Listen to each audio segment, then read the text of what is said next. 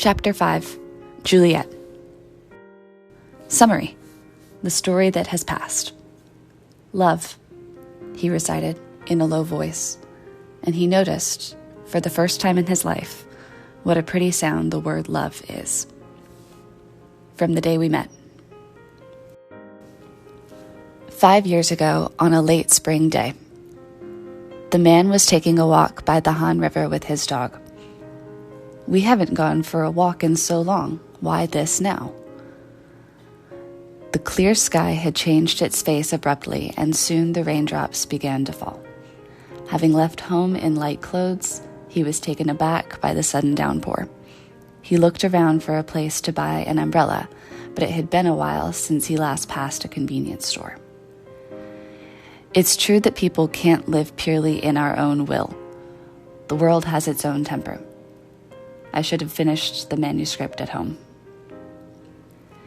In order to shelter from the shower, the man picked up his dog and ran to a nearby tented bench.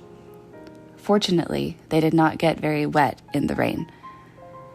He lowered the trembling dog onto his lap and petted her slowly. Don't you also think going out was useless, Danny?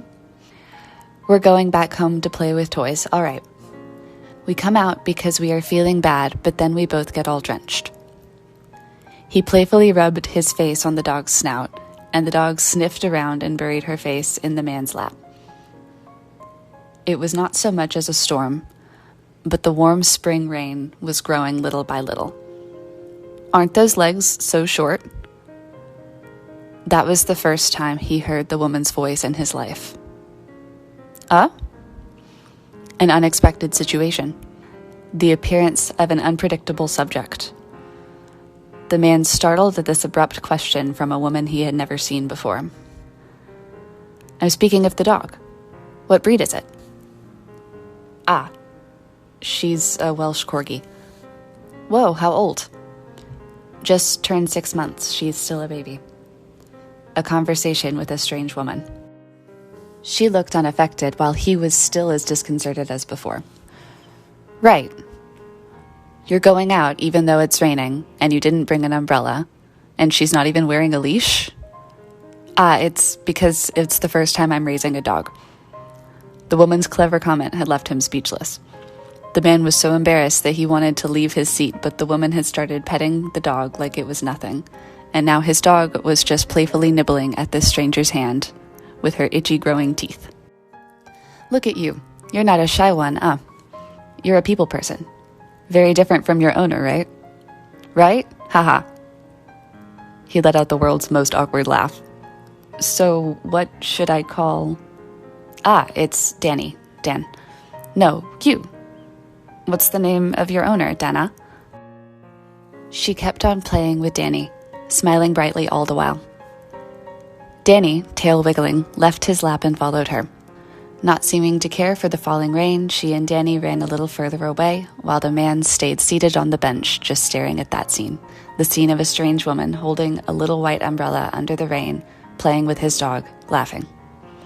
In that moment, the world faded in front of his eyes, and everything seemed to lose its light, except for her, the only one shining brightly. She hugged a rain-wet Danny and came back to the tent, speaking to him with her voice still breathy. You can't leave because you don't have an umbrella, right? I have one. I'll take you home. Where do you live? Just over there. The man pointed his arm towards the apartment complex behind the park. Really? I also live over there. What a coincidence. Let's go. The moment their eyes met with her gentle smile, he felt once again that the world stopped. Right. She continued smiling gently, as if she did not care that the man was stiff as a rock. I like when it rains. It's cooling, you know? Don't you think it's comforting to sit still and listen to the rain sound? The two shared the umbrella and walked slowly in the rainy street.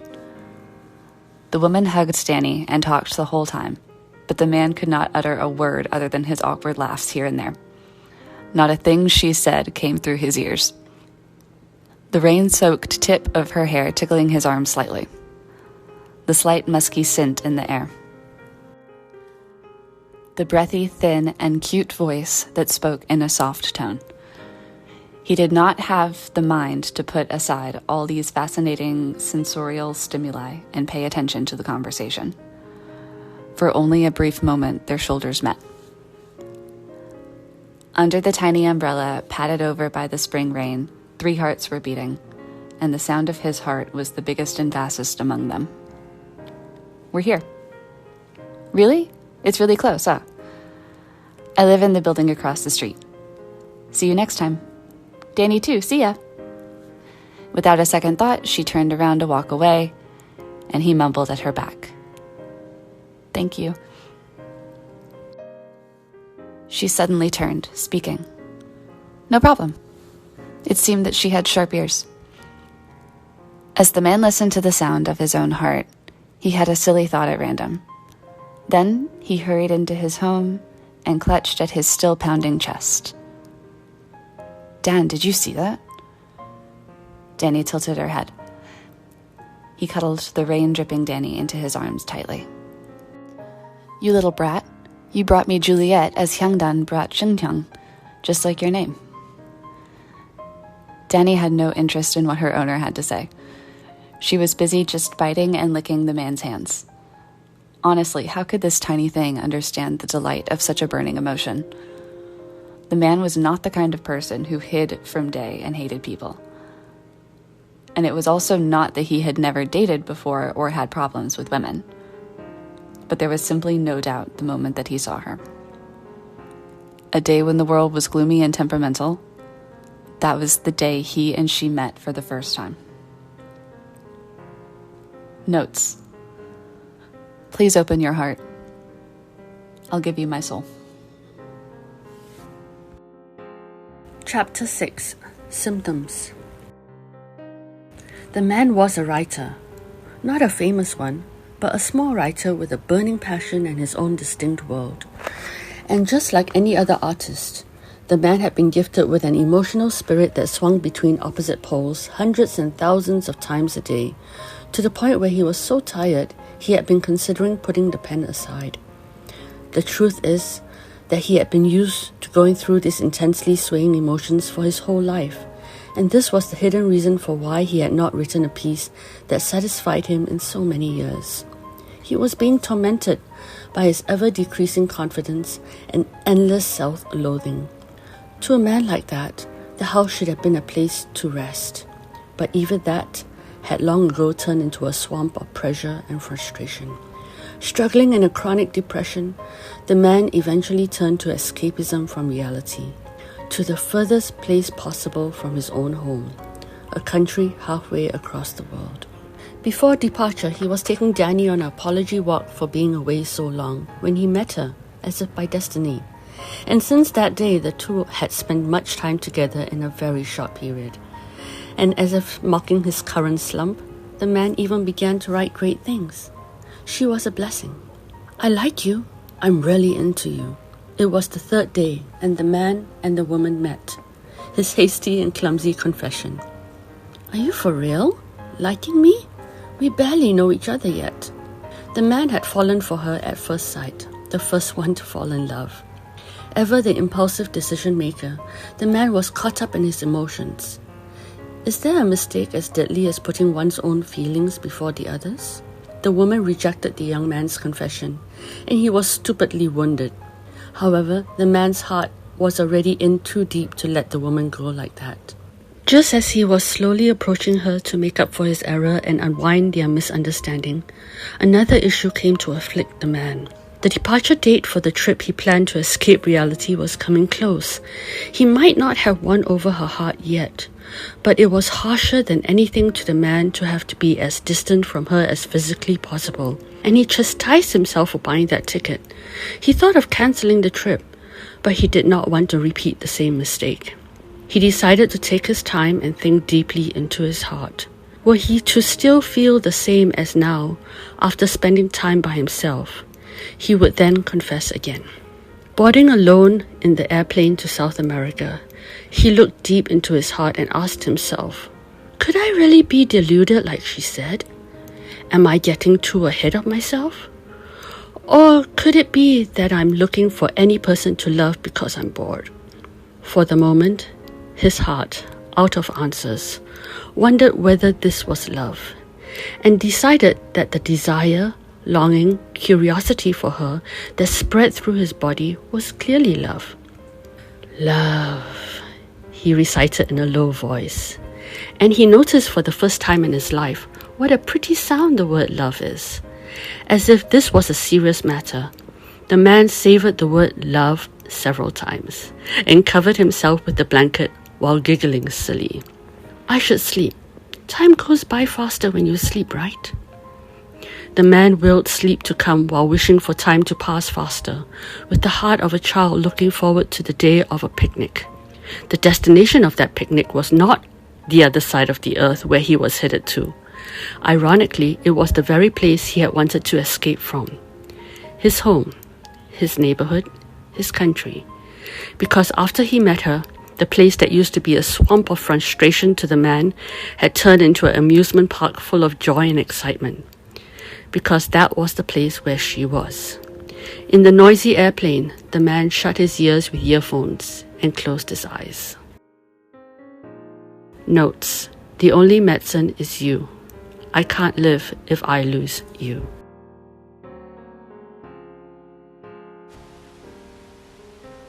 Chapter 7, You and I.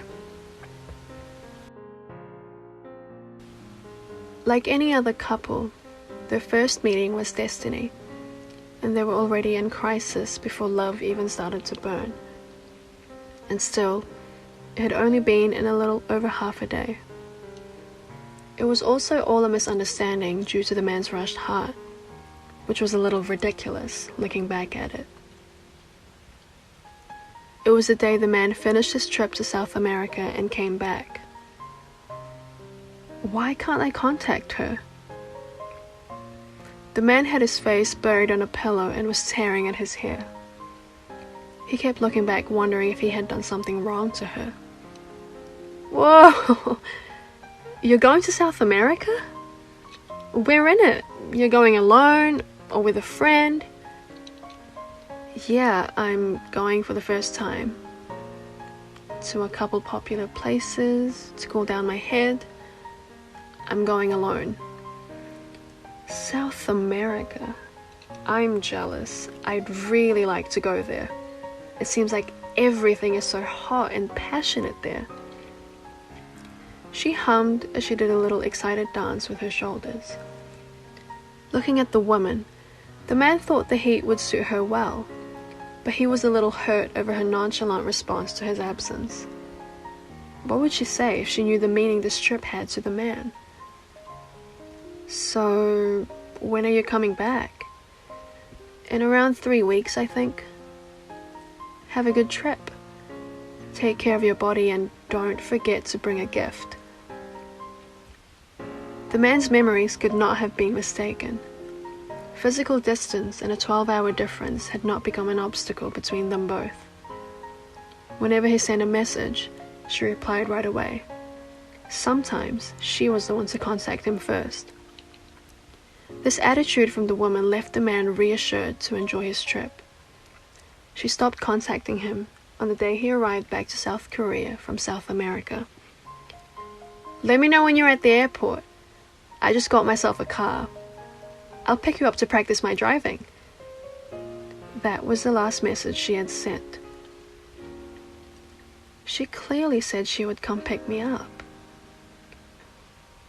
As she requested, the man called the woman when arriving at the airport, but he could only hear the dial tone ring instead of the woman's voice.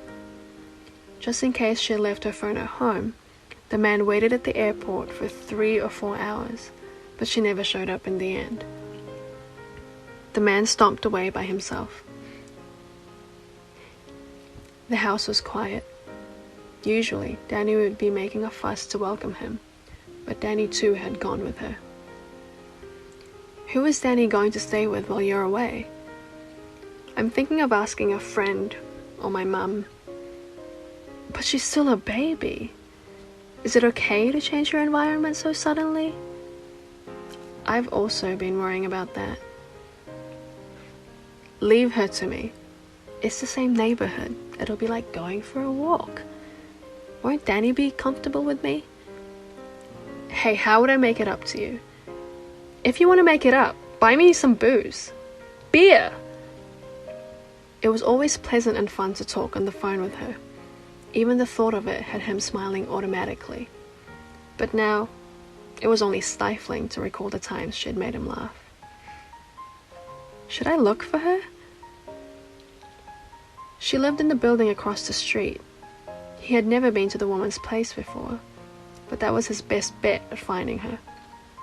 The man hesitated briefly before putting on his shoes and leaving his home. He whistled a tune to soothe his anxious heart. He reached the building she lived in before the end of the song, but it did not help at all. I'm really an idiot. The man did not even know the woman's apartment number. It was a thoughtless action. He was about to turn back with a downcast smile when he heard a familiar sound. Woof! Woof! It was Danny. It was definitely Danny's bark. They had lived together for months, and even not having heard it in almost 3 weeks, it was not a sound he could forget. Woof! Woof! Woof! The man followed Danny's barks and stood in front of a door. He hesitated for a moment and rung the doorbell. Danny's voice grew louder. The short 10 seconds of ringing the bell felt like the longest in the man's life. There was no sign of life inside the house, and he carefully turned the doorknob. Are you awake? Do you feel okay? You're obviously not okay. I was really worried, you know. Am I in the hospital? Yeah, you have the flu. You gotta go to the doctor when you're sick. Why did you just stay at home? 2 hours before. Opening the door carefully, the man walked into the woman's home for the first time. As Danny welcomed him, the man picked her up in his arms, and at the end of his field of vision appeared the woman, lying down on the living room sofa. The woman seemed to be sleeping, so the man tried calling her name a few times. Something was off. He approached her, still motionless, to wake her up. Up until that moment, he still felt like arguing with her a little, but the moment he held the woman's shoulder, the reason why she did not contact him or answered his call became clear. She was burning up with fever. The flu? But the weather isn't cold. Why would I catch this all of a sudden? The man sitting by the hospital bed passed her a warm cup of barley tea as he answered. Who knows? Your fever went up to almost 40 degrees. Let me see. The fever went down a little. The man lifted his hand and carefully placed it on her forehead. The woman felt the hot flush up her cheeks at that moment. It was a completely different sort of heat from what was creeping up her skin from the cold, more like a hot flower blooming deep inside of her. It seems like it's lower than before, but you're still hot. Go, drink some of this. She accepted the cup with an awkward expression. Thank you, but how did you know where I live? Ah! Danny let me know. Danny? She looked curious as to what the man was talking about. The woman's round eyes were so cute that they made him smile. Either way, how can a woman leave her door unlocked? You could have been in trouble. Sorry, you must have been worried that I stopped contacting you so suddenly. I was supposed to pick you up. By the way, where is Danny? She spoke with a lost tone, like this whole situation was too much to take in at once. She's alright. Danny is with a neighbor. Just rest well for now. I'll take Danny home and come back. The moment the man got up from the bed and turned his body, the woman grabbed his sleeve. What is it? Don't go. What? Don't go. I'll probably fall asleep soon, so can't you stay at least until then? There was silence for a moment, and the man went back to sit by her side without a word. Watching as she slowly drifted back into sleep with light taps to her hand, the man let out a faint chuckle, a laugh he could not hold from escaping. I'm such a fool. The man gave the sleeping woman's hand one last pat before laying it inside the blanket and got up quietly. How much time passed? The woman opened her eyes, her flushed cheeks growing redder because of the fever. What was I even saying earlier? She buried further into the blankets in embarrassment. Upon calming down and turning her head around, she spotted a piece of paper sitting on the table. It was too long for a note and too short for a letter. It looked like it was hastily scribbled on the ripped notebook page, likely a message left by the man. When you come see me, wear as little clothes as possible. If there's 1 millimeter between you and me, shorten it. A single t-shirt is unbearable to me. Might it be too cold? Crawl into my clothes, into the warmth of my flesh and the scent of my breath, and listen to the sound of my pounding heart. After I, feverish in love, infect you with my illness, I pass it on and you will be warmer, so that again you will pass it on and I'll be even hotter. Come into my clothes and be infected with love's fever, and then infect me. Only ever infect me. You weren't meant to see that yet. Startled by the sudden voice, she hid the paper behind her back. The man was opening the door and entering the hospital room. I'm sorry, I thought it was a note for me. It's true that I wrote it for you, but I wanted to give it to you in a bit better timing, in nice handwriting. My writing is awful. Silence once more. Then, both fell into a fit of laughter. You like listening to music, right? I picked a song for us to listen to together, so rest a little more while we listen. She nodded and put out her left hand for the man to hold.